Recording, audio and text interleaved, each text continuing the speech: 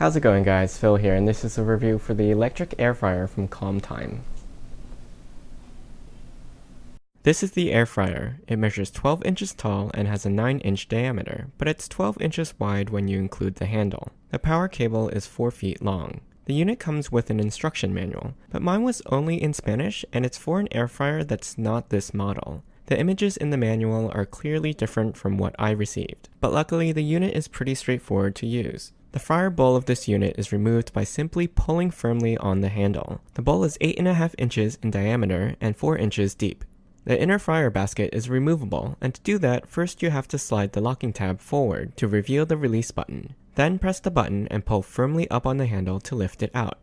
The interior of the bowl has a non-stick surface, as does the fryer basket, which also has fluted sides and a vented bottom to allow air to circulate inside the unit. The capacity of the fryer basket is about 2.5 quarts. When replacing the basket, it simply snaps into the outer bowl. To me, the fryer basket sits a little too low inside the bowl, because the bottom of it touches the raised center of the bowl. This not only wears away the nonstick coating, but it may prevent some air circulation. On the inside of the fryer basket is a max fill line that's about an inch down from the top. The way that this works is that there's basically an electric hot plate with a powerful fan behind it to circulate heat around the frying chamber. This creates a very hot, dry, and even cooking temperature perfect for frying, but without all the oil. I like that this air fryer has a mesh screen in front of the heating element that prevents food like kale chips and popcorn from blowing around and burning on the heating element. To replace the bowl, slide it back into the fryer until it clicks. On the front of the unit, you have 2 dials, the temperature control and the auto shutoff timer. Note that the temperature is only shown in centigrade from 0 to 200 degrees Celsius, or about 392 degrees Fahrenheit. If you need the Fahrenheit conversions, you'll have to write them on in whiteout or tape a conversion chart on the side. The timer has individual minutes from 1 to 10, then dots going up to 20, then 30 minutes. There is no setting for always on for safety reasons. On the top of the fryer is a quick reference chart with times and temperatures for some common foods that you might make, like fries and chicken. I'm not sure what those other ones are, but it looks like potatoes, egg rolls, steak, and cupcakes. Anyway, let's try it out with some different foods.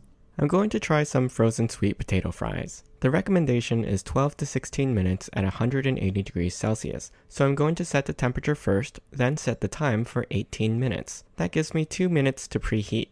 Be careful when opening it, because there's no safety shutoff when you remove the bowl from the fryer. This means that after you take the bowl out, the heating element and fan will continue to run. On other air fryers that I've used, the unit typically shuts off.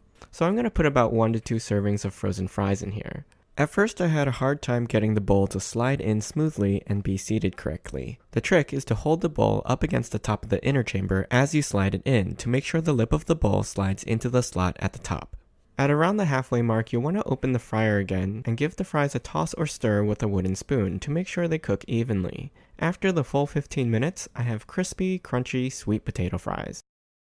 Because they're not fried in oil, they're light and not greasy at all. Now let's try it with a marinated steak. I'll set it for 200 for 14 minutes. Halfway through I did a flip, and the steak came out medium well with a nice hot pink center. I also made kale chips in the air fryer, which came out amazing. One thing to watch out for is when closing the cover on the release button, if you pull too far back, the top portion of the handle sometimes pops out. There's just no clips on it that keep it securely in place. The unit does get quite hot during and after use, so I recommend using oven gloves to handle it. Overall, the fryer cooks as well as I expected. It heats up fast and cooks the food evenly. It's not as polished a device as some of the more expensive model air fryers, and it's got some minor issues, but the function of it seems fine. I hope you enjoyed this review. You can ask me any questions in the comments. I'll put a link to the product in the description below. Don't forget to subscribe to my channel, and join me next time.